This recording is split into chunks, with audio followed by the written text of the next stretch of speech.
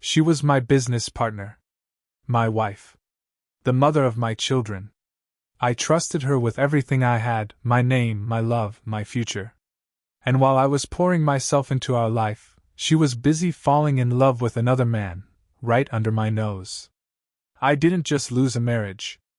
I lost the woman I thought I knew. And the worst part? She still thinks it was worth it. I still remember the exact moment we shook hands for the first time.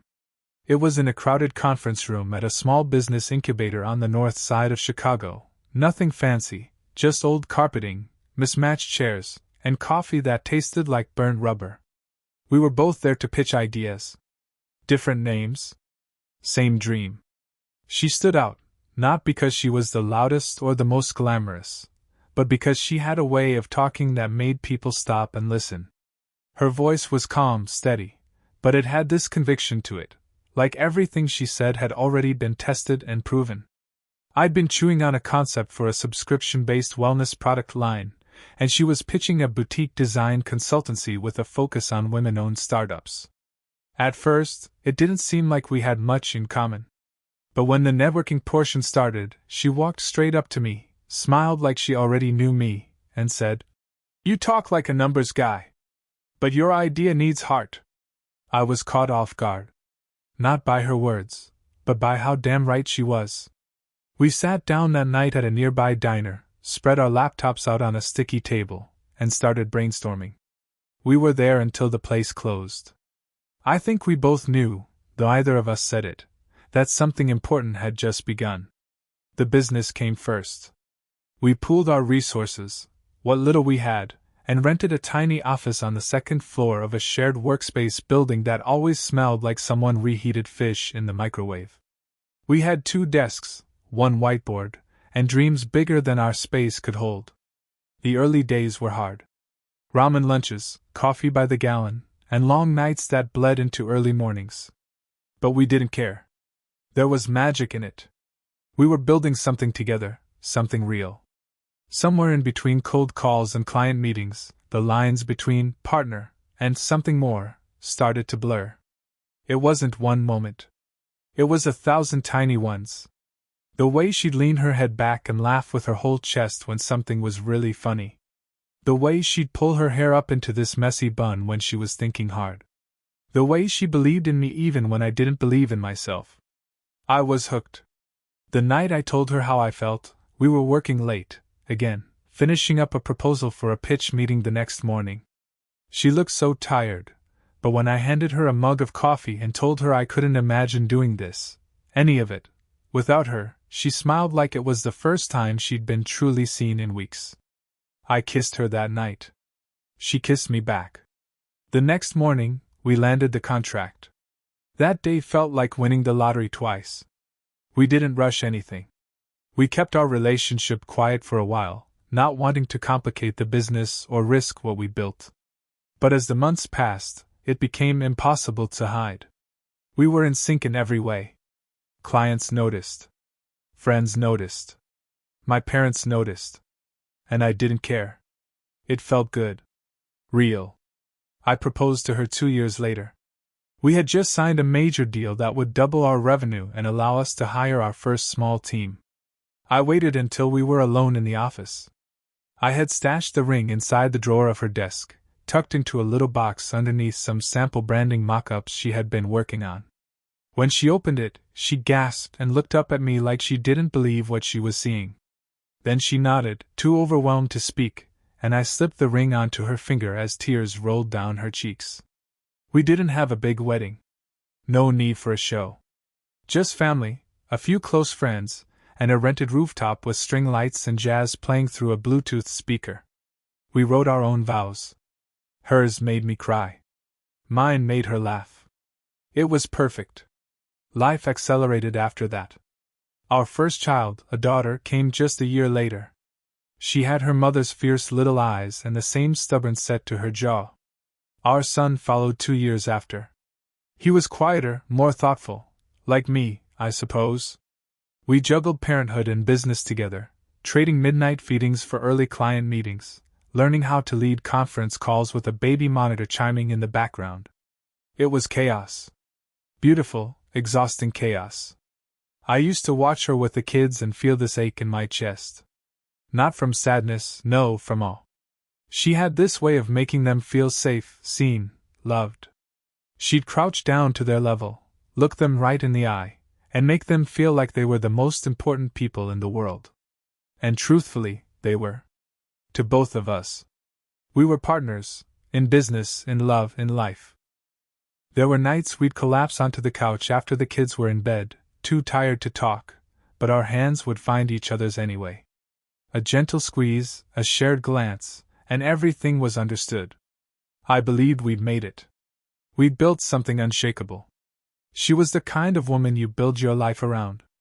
And so I did. I poured everything into her, my trust, my love, my time, my future. I let myself believe that what we had was rare. That no matter how hard life got, no matter how crazy the world turned, she'd always be there, my anchor, my partner, my home. But love, I've learned, is not a guarantee. It's a gamble. And I didn't know it at the time, but somewhere along the way, she stopped betting on us. They don't tell you what happens after. Happily ever after. Not really. Fairy tales end at the altar, but in real life, the wedding is just the opening credits.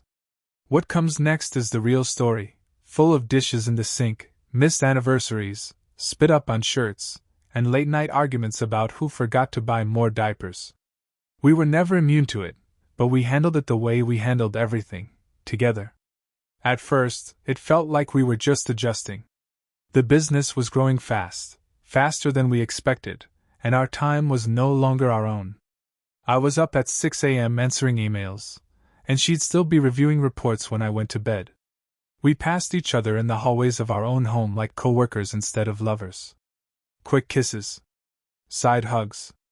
Coffee handed off like a baton in a relay race. But it wasn't cold. Not yet.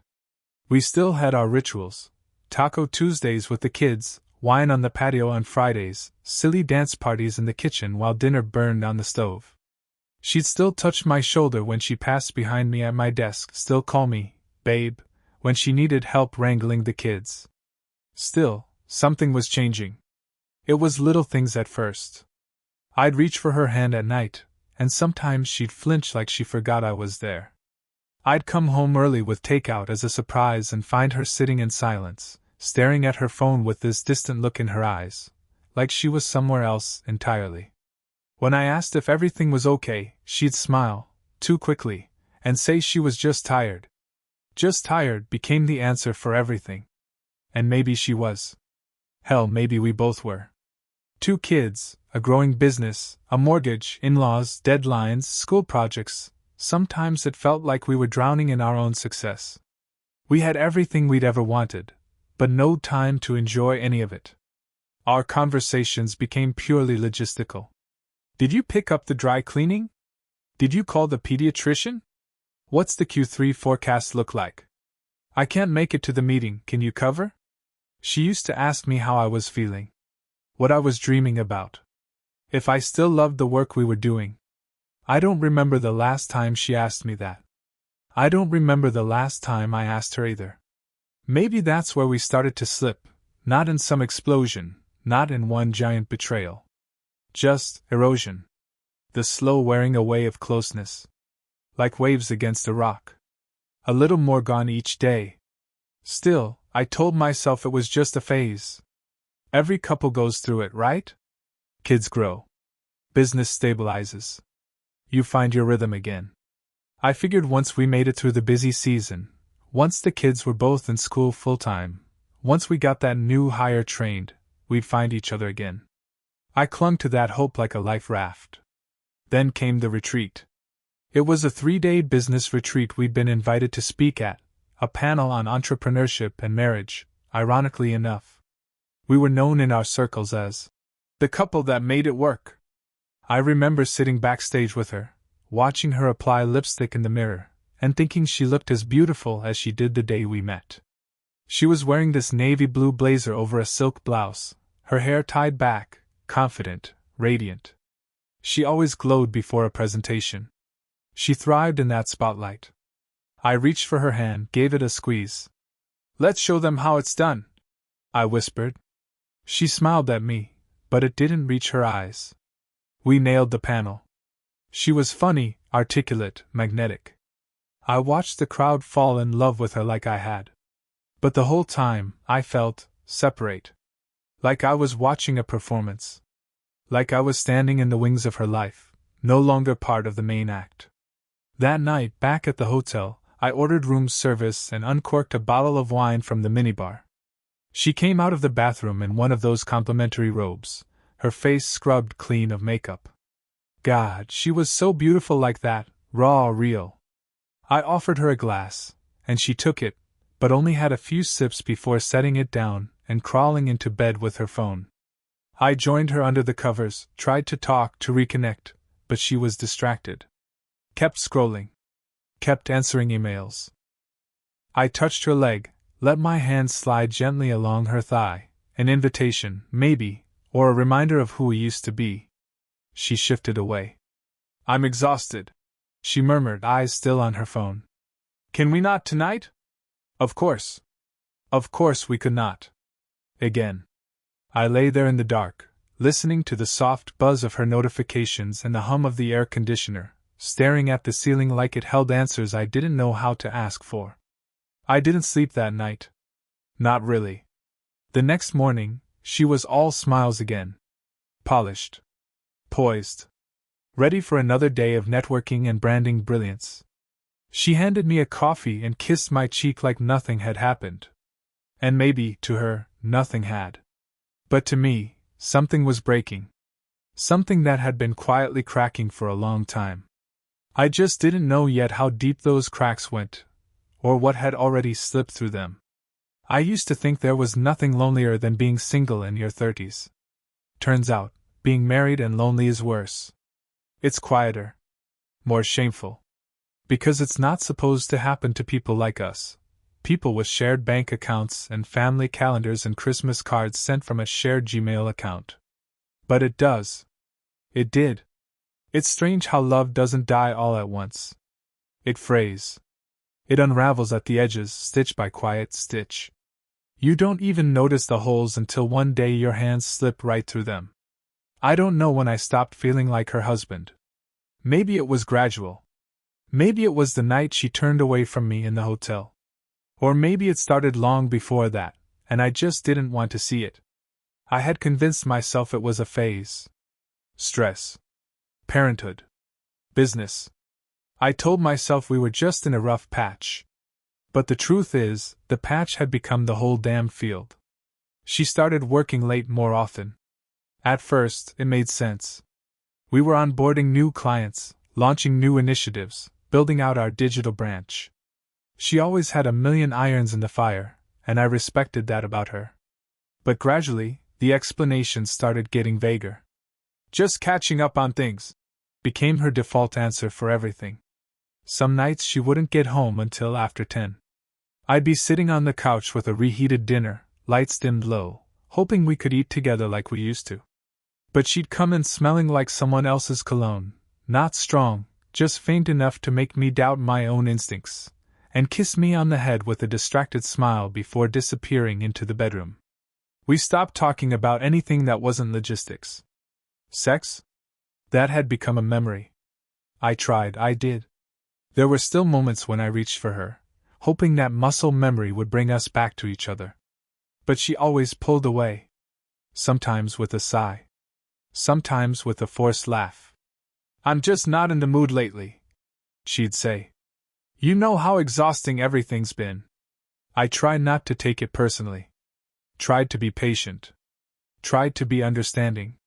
But every rejection felt like a small, silent no to the man I still wanted to be for her.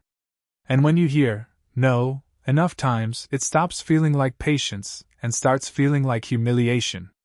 Then came him. At first, he was just a name in passing. A fellow parent from our kids' school. Someone she talked to briefly at pickups and drop-offs. Oh, you know Evan? From Olivia's class? She said one night, spooning soup into bowls for the kids. His wife's a teacher. He works in advertising or something. Super smart. He helped organize the fall fundraiser. I nodded. I didn't think twice about it. Why would I? We were all just parents trying to survive parenthood. But over the next few weeks, his name started popping up more. He was always around. She'd mentioned how funny he was, how easy he was to talk to. You'd like him, she said once. You two are really similar. I remember that moment more vividly than I should. Something about the way she said it, the softness in her voice, the way her eyes darted away after the sentence like it had slipped out before she could catch it. Still, I said nothing. I smiled. I nodded. I agreed that I'd probably like him. Because what else was I supposed to do? We even ran into him once, at a school fundraiser for the arts program. He was tall, clean-cut, with a calm energy that made people naturally gather around him. He was charming, but not overly. The kind of guy who listens with intent and knows exactly when to laugh. He introduced himself like we were old friends and thanked me for loaning my wife's time to the PTA committee. I laughed politely, even as something clenched in my gut. Later that night I asked her, "You talk to him a lot?" She shrugged. "Just here and there. He's nice. He gets it." "Gets what?" She paused, spoon halfway to her lips. "Parenting. Marriage. All of it. He and his wife are struggling too, I think. It's just easy talking to someone who understands." I didn't know what to say to that. So I didn't say anything. She went back to her soup like it was any other Tuesday. But something had shifted. From then on, I started noticing the little things. How often she was on her phone, smiling at texts she never shared with me. How she'd mention running into him at school events even when I hadn't seen him there. How she started putting more thought into her outfits on days she volunteered in the classroom. I told myself I was being paranoid. I told myself I trusted her. But my chest told a different story. It felt tight all the time, like something was stuck there. Something unsaid. Something I didn't have the words for. One night, I woke up to find her missing from bed.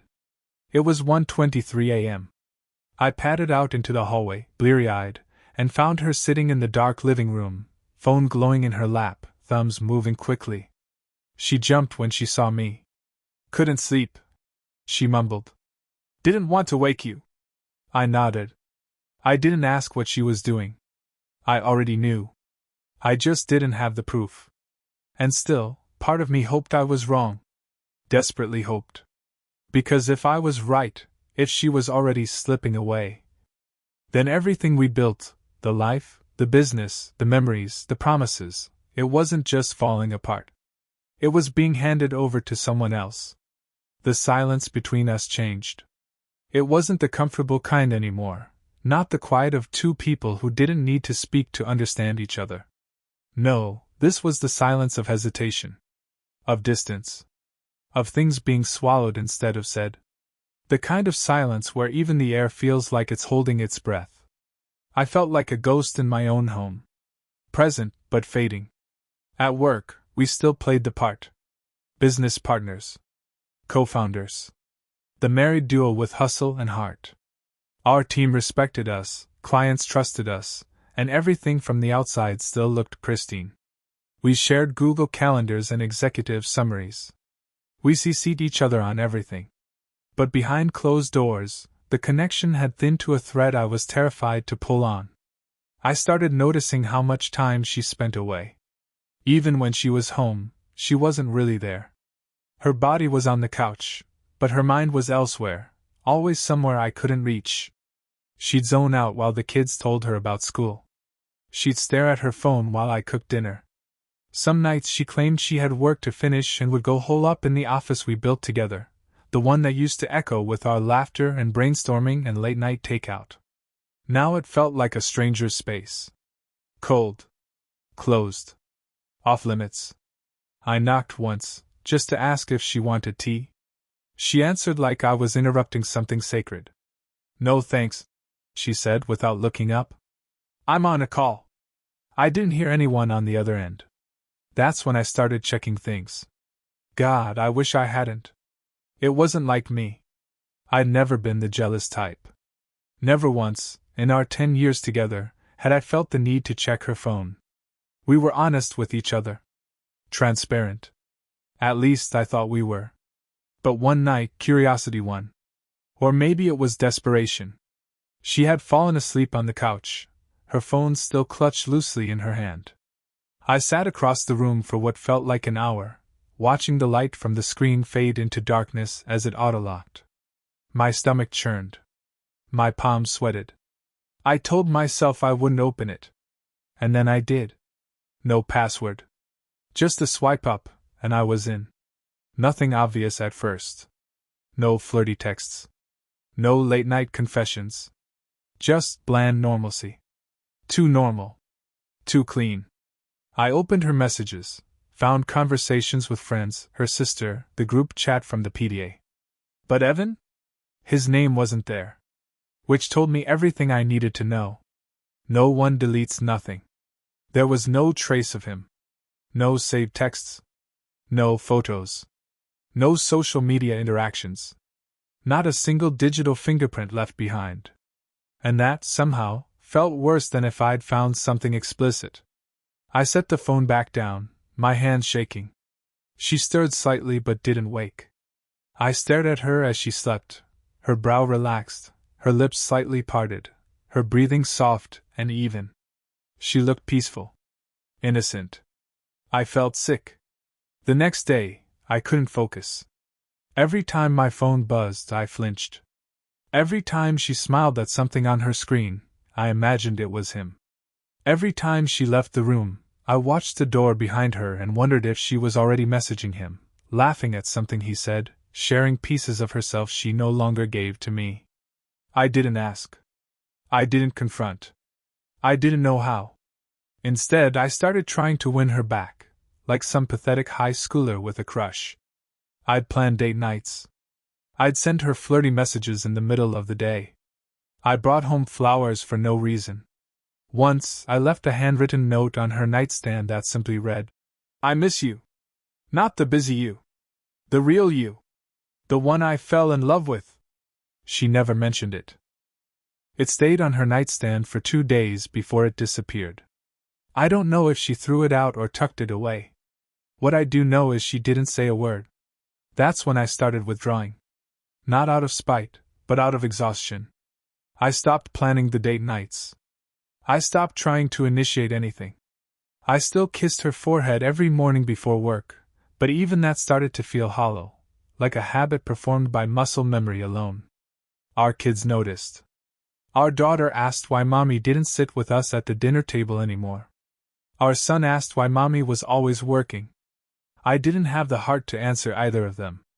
One Sunday, she left for a PTA planning session, and was gone for over 5 hours. When she came home, I asked how it went. She shrugged. "Fine." "That's it?" I asked, trying to keep my voice even.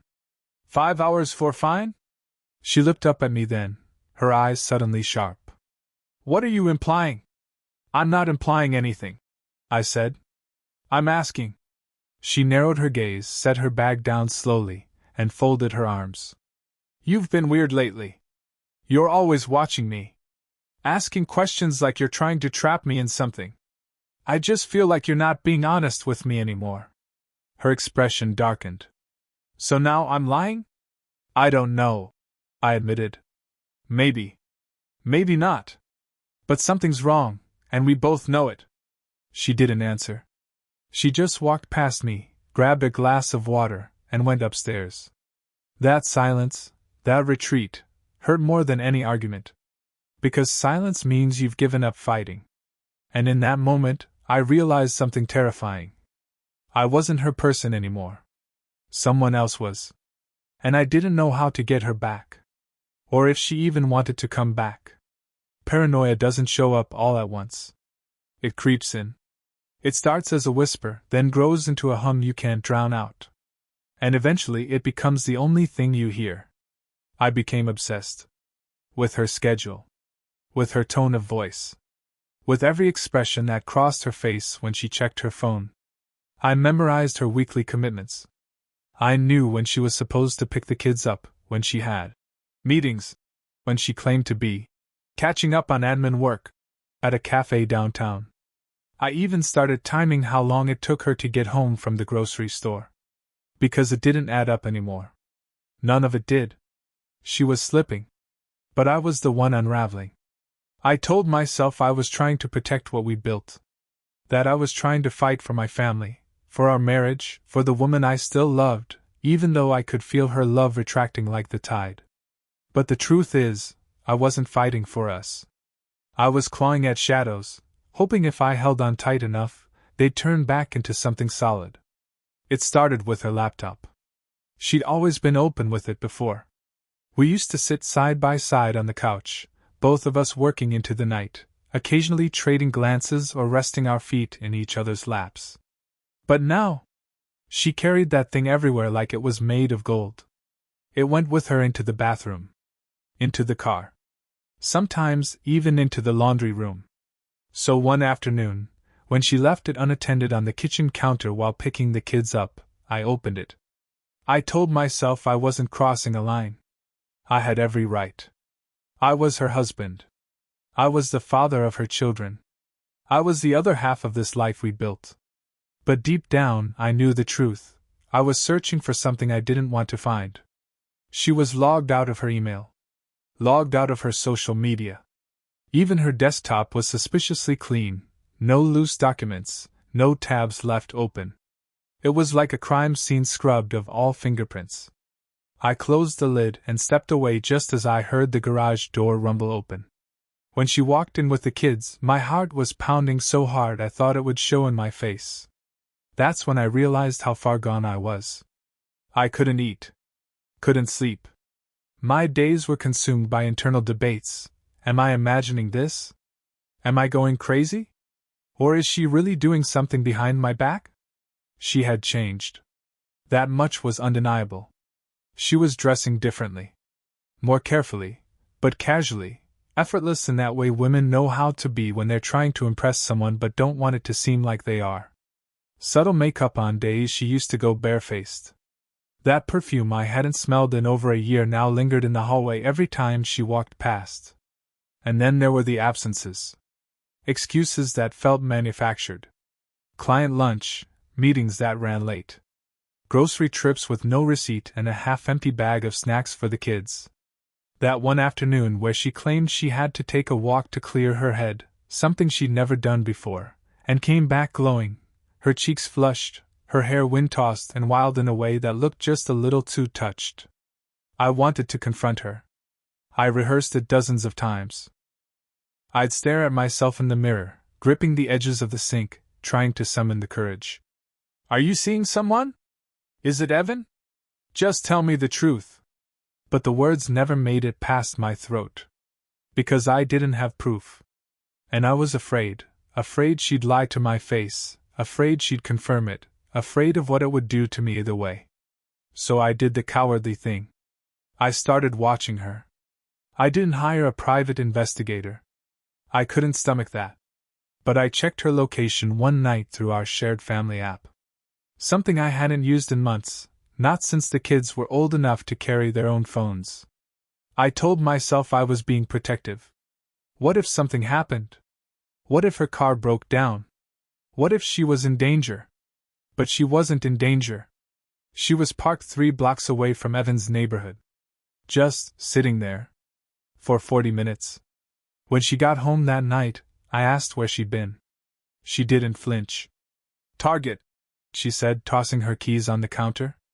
They were out of the shampoo I like, so I went to CVS instead. She looked me dead in the eye when she said it. And I smiled. I smiled. Because what the hell else was I supposed to do? Later that night, I lay in bed next to her, staring at the ceiling. She was asleep within minutes, or pretending to be. I could hear her breathing, slow and even, her back turned to me as always. And that's when it hit me. She wasn't mine anymore. Not emotionally. Not physically. Not even mentally. Whatever part of her used to belong to me, the laughter, the late-night confessions, the skin-on-skin honesty of two people who shared everything, it had been given to someone else. She didn't need me. She didn't want me. And maybe the most painful part was, I still wanted her. Even now. Even like this. Even when every moment with her felt like bleeding out one drop at a time. I wasn't just losing her. I was losing me. They say you always remember the moment the world shifts. I used to think that was dramatic, some melodramatic line out of a soap opera. But they're right. There is a moment. A flash. A fracture. Something changes in the atmosphere, in your body. You know, deep in your bones, that nothing will ever be the same again. For me, it was a Tuesday. Nothing remarkable about it. The sky was gray. The coffee was weak. I had just dropped our son off at practice and was heading home. But I forgot my laptop at the office, and I doubled back, annoyed with myself. When I arrived, the building was mostly empty, everyone else had clocked out. I didn't expect to run into her. I didn't expect him either. Their cars were parked side by side in the back. It didn't mean anything. Not by itself. But when I walked in, the office was dark, except for her light. Our shared corner office. I stopped at the door. They were sitting close. Too close. She was facing him, laughing at something he said. Her hand rested on her thigh, but it wasn't the position that broke me, it was the look on her face. Soft. Intimate. Familiar in a way I hadn't seen in months. It wasn't the face she gave me anymore. They didn't see me. I backed away before they could. My laptop wasn't worth it. I got into my car and sat there in the cold silence, gripping the steering wheel until my knuckles turned white. That look, it shattered whatever pieces of denial I had left. It confirmed what I'd already known but refused to accept. She was in love with someone else. And that someone else wasn't just a stranger. It was Evan. The irony? I'd always considered him harmless. A guy from the neighborhood. A fellow father. Just another middle-aged man in a sea of school pickups and birthday parties. I even nodded at him once during a fundraiser. I trusted him, in that casual, suburban way you trust people you see at PTA meetings and community yard sales. He was never supposed to be a threat. But he was everything I wasn't anymore. Exciting. New. Separate from the weight of responsibility and routine. He didn't see her in sweatpants cleaning up spilled Cheerios. He didn't hold her hair back while she vomited during pregnancy. He didn't know her body the way I did, every scar, every freckle, every stretch mark. But he saw her now. He saw the version of her that felt like a secret again. Unburdened. Desired. And she gave it to him, the piece of herself I used to hold, the soft parts, the unguarded parts. She gave it away like it didn't cost her anything. And I was left with the shell. When she got home that night, I didn't say anything. I couldn't. My mouth wouldn't work. My throat felt tight. She kissed me on the cheek and made a beeline for the shower. She always showers when she comes home late now. Always. I sat at the kitchen table, staring at the sink. The faucet dripped, once every 7 seconds. I counted. Over and over again. I didn't follow her upstairs. I didn't need to. The truth was louder than any confrontation could be. That night, I opened my laptop and searched for his name. I found him easily, his LinkedIn, his wife's Facebook, their anniversary photos, smiling family vacations, pictures of their kids holding hands with my kids at school events. The betrayal twisted deeper. Because this wasn't just a man who stole my wife's heart, this was a man who was married, too. A man who shook my hand. A man whose kids played with mine. We were all tangled in this web, his wife, my children, our families, our lives. I stared at those smiling photos and thought, does she know? Does the woman smiling in that beach photo with his arm around her waist know that her husband is sleeping with mine? I almost pitied her. Almost. But I didn't pity myself. I pitied the man I used to be. The fool. The believer. The husband who thought love was enough. The next day, I started watching them more carefully. I didn't need cameras or private investigators. I just observed. The timing of her showers. The sudden shift in her moods. The quiet guilt that clung to her like perfume she couldn't wash off. One morning, she left her phone charging in the bathroom while she took the kids to school. It buzzed once, a message preview from a number with no name saved. "I miss you already." That was it. Short. Innocent on the surface. But not between us. Not anymore. She came home 15 minutes later to find me folding laundry in the living room like nothing happened. I didn't mention the message. I didn't need to. She sat down beside me and said nothing. Our arms brushed, but we didn't touch. There was no confrontation. There was no screaming. Just emptiness. Like we were already divorced. Like the bond had already snapped, and we were now just roommates riding out the lease on a broken life. She smiled faintly and asked how my day was. I smiled back and lied. "Great," I said. And in that moment, I realized something else. I was done waiting for her to come back. Because the woman I married, the woman I built a business and a family with, she wasn't here anymore. She had left months ago. All that remained was a woman who wore her face and whispered her confessions to someone else's pillow. I didn't plan to confront her. I had envisioned it so many times, imagined myself slamming a phone onto the kitchen table, screenshots printed in hand, shouting the truth until her lies cracked wide open. But when the moment came, it didn't look anything like that. It was quiet. So still, I barely remember breathing. It happened on a Saturday. Our daughter had a sleepover. Our son was at a birthday party. For once, the house was calm. Peaceful. She was in the backyard tending to the small herb garden she'd started last summer, a rare hobby, half forgotten between board meetings and school events. She looked normal. Ordinary in a way that was almost cruel. Hair pulled back, sleeves rolled up, dirt on her knees. A woman playing house. Pretending everything was still intact. I watched her from the kitchen window for a long time, the way you watch a stranger in a dream. Familiar, but far away. When she came inside, she wiped her hands on a dish towel and smiled like nothing had changed. I don't know what came over me. Maybe it was the weight of holding it all in for so long. Maybe it was the image of her texting him while she planted basil. Maybe it was the way she kissed me on the cheek out of habit, the same way she'd kissed me 100 times before, even as she made love to someone else. But I said it. Just 2 words. "Tell me." She paused. Her back was still turned. "Tell you what?" I didn't blink. "About Evan." That was it. Everything froze. Her shoulders stiffened. Her hands dropped to her sides. She didn't turn around. Not for a long time. And when she finally did, she wasn't shocked. She wasn't even angry. She just looked tired. Tired and exposed, like a child caught in the act of something she no longer had the energy to deny.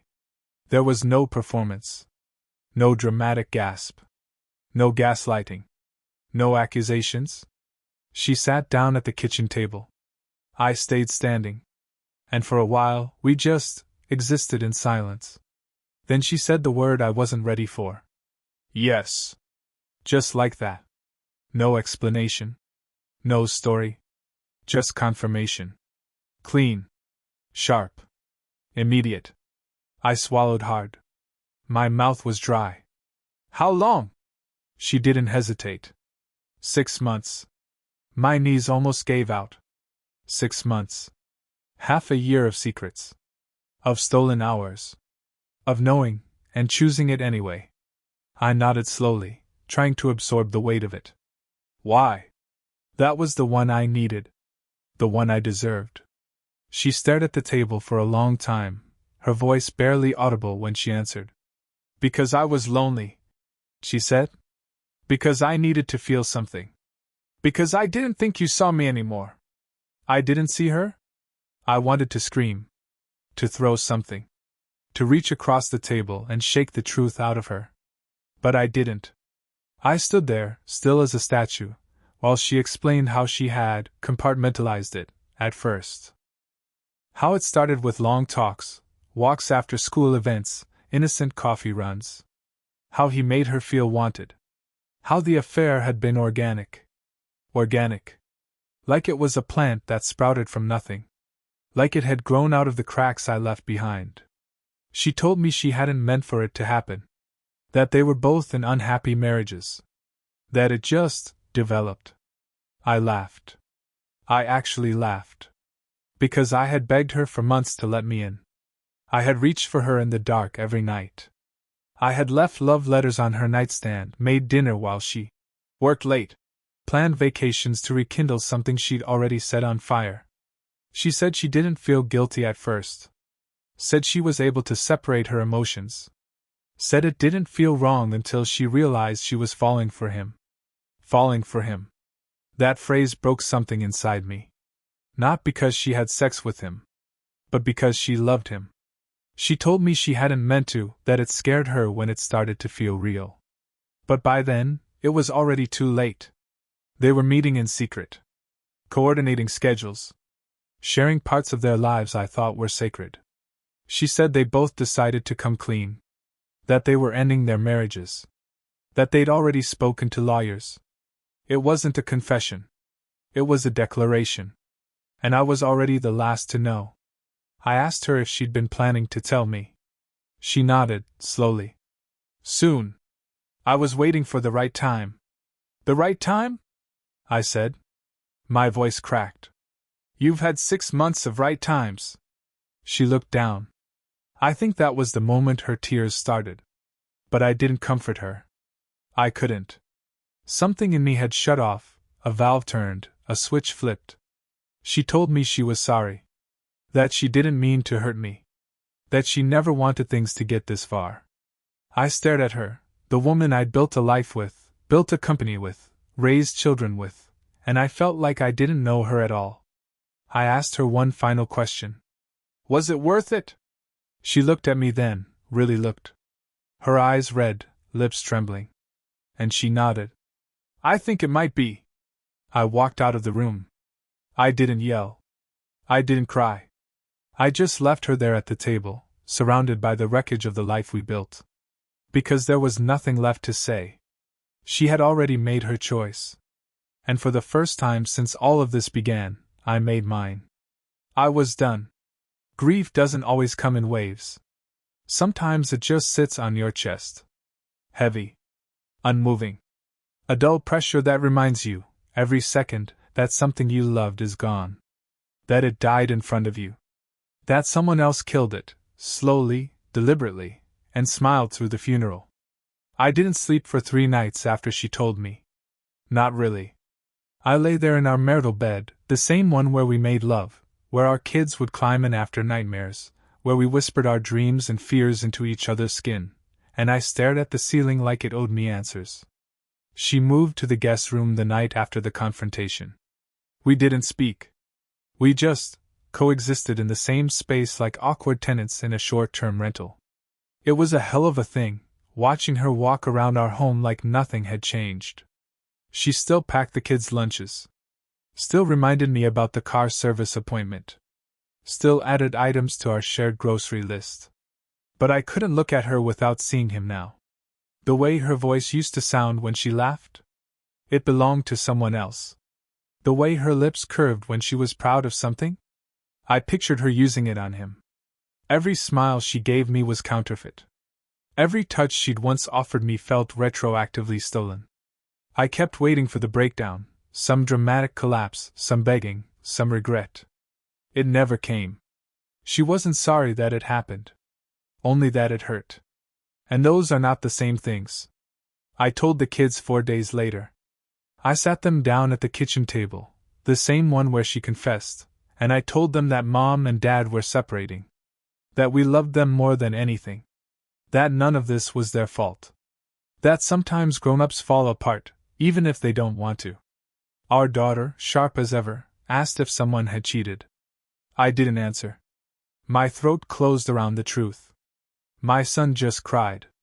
He didn't even understand the full weight of it, but he knew it meant something terrible was happening. That the ground under his feet had cracked open and his parents were falling into it. I hated her for that. for what she did to them. Not just to me, but to them. To the family we built. To the safety we promised. To the little world we had spent years protecting from every storm. She told me later that night that the kids would adjust. That kids are resilient. I looked at her like she had just spoken in a foreign language. Resilient? No child should have to be resilient because of their mother's affair. That's not resilience. That's survival. And we were all surviving now. I moved into a furnished apartment 10 minutes away. Close enough to pick the kids up from school. Close enough to pretend I still lived nearby. But it wasn't home. It never would be. I stood in that sterile space the first night, the silence so loud it throbbed in my ears, and I sobbed like I hadn't in years. Not when my father died. Not even when the kids were born. I broke. Completely. It felt like my entire identity had been torn away. I wasn't a husband anymore. I wasn't even sure I was still a father in the same way. Half of my life had been amputated, and the bleeding wouldn't stop. Friends started finding out. Some of them texted. Some called. Some didn't know what to say, so they said nothing. But her friends? The women she drank wine with on the weekends? The ones who held our newborns at baby showers? They circled the wagons. I don't know what she told them. Maybe the truth. Maybe her version of it. Maybe something about how the marriage had already died. Or we'd grown apart. Or it just happened. But they supported her. Fiercely. Publicly. They posted quotes about choosing happiness, and authentic living, and falling in love with someone who sees your soul. I read those captions with my teeth clenched so hard I thought I'd crack a molar. They knew what she'd done. They knew she was still married when she started sleeping with another man. A man who had a wife. Children. A life. But somehow, she was the one being empowered. Because I guess when a woman cheats, she's liberating herself. When a man cheats, he's a monster. I didn't say anything publicly. I didn't post vague statuses or retaliate online. I let them tell their version of the story. Let them spin it into something that sounded like growth instead of betrayal. Because I knew the truth. And it was heavier than any hashtag. We started discussing custody next. Mediation. Splitting assets. Untangling the life we'd spent a decade weaving together. Our company, our baby before the babies, became a chess piece. Something to be evaluated. To be divided. To be leveraged. That was maybe the cruelest part. Because I loved that business. It wasn't just a job. It was the place we fell in love. The thing we built side by side. It was ours. And now, it would be another casualty. Another shared thing ruined by the affair. One night, during mediation, our lawyers left the room and we sat across from each other alone for the first time in weeks. She looked at me. Really looked. And for a moment, she almost looked like the woman I married. Then she said it, quiet, almost like she regretted it. I didn't mean to destroy everything. I wanted to laugh. I wanted to scream. I wanted to ask her what exactly she thought would happen when she traded loyalty for lust and blew up our home for someone else's pillow talk. But I didn't. I just said, "But you did." And she didn't deny it. The house is quiet now. Too quiet. It's not just the absence of footsteps or laughter or little voices calling out for bedtime stories. It's the absence of her, of us, of the life we built in every crooked photo frame and cracked tile we never got around to fixing. I come back on the weekends to pick up the kids. She waits in the doorway, arms crossed, smile polite, eyes guarded. The kids hug me like I've been gone for years. Sometimes they cry when they leave. Sometimes I do too, just not in front of them. I take them to the park, the movies, the museum. I try to make it feel normal. But even normal feels fake now, like we're just actors playing a version of our old life. Because no matter how hard I try, I can't unsee it. Her betrayal lives in everything now. The streets she used to walk to clear her head. The PTA boardroom where they first flirted. The damn basil plant still growing in the corner of the garden. Every part of this town is stained. We finalized the divorce last week. I signed the papers in silence. She did too. We didn't speak. The lawyers passed the documents back and forth, and that was it. 12 years of history. 2 children. A company. A marriage. Dismantled in less than 30 minutes. Afterward, I sat in my car for a long time. I stared out the window at nothing. And then I laughed, this hollow, broken laugh I didn't even recognize. Because there was no justice in it. No relief. Just the dull ache of being right. Right about her lies. Right about him. Right about the fact that everything we had meant less to her than 1 year of infatuation. I still don't know how to process that. She's still with him, from what I hear. There. Taking it slow. Whatever that means. I saw them once at a school fundraiser. They stood apart, but not far. She wore that same perfume I used to love. He held a paper cup of wine like he belonged. He doesn't. Not in my world. But then again, neither does she. I thought I'd be angry. That I'd explode, say something, cause a scene. But I didn't. I just watched them, the way you watch strangers on a train. Curious. Detached. They smiled. She touched his arm once. And in that moment, I realized something I hadn't fully understood until then. I didn't love her anymore. I loved who she used to be. The woman who stayed up with me on deadline nights. Who whispered, "We got this," before every big pitch. Who cried the first time our daughter said "Dada," and laughed until she cried when our son stuck an entire crayon up his nose. That woman is gone. Maybe she died in that office the day I saw her sitting across from him. Maybe she died when she deleted his messages before crawling into bed next to me. Maybe she died the first time she kissed him and came home wearing the same smile she used to give me. Whatever the case, she doesn't exist anymore. And I finally stopped mourning her. I kept the ring. Not because I miss her. But because I need the reminder. A symbol. A scar. Something to hold in my hand when I forget how it felt to be blind. I keep it in a small wooden box, the one she gave me on our first anniversary, engraved with our initials. It used to hold love notes and keepsakes.